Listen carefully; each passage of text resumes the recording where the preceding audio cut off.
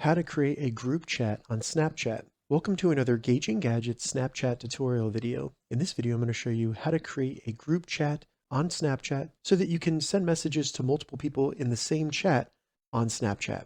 And if this video helps you, please consider giving it a like and also subscribing to my channel because that really helps me out. All right, so to get started, the first thing we need to do is simply open up the Snapchat app on our iPhone or Android phone, and then in the bottom menu, select the chat icon.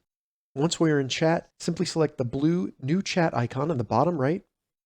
Once chat opens, at the top under to, select new group. You'll then see it say new group name. We can select that and change the name of our group chat so that we can easily identify it.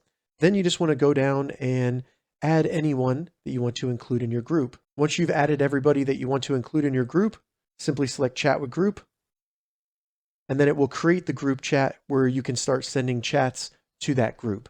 Once you've created a group chat, if you want to remove anybody from that group chat, simply open up the group chat, then select the profile icons in the top left next to the group chat name.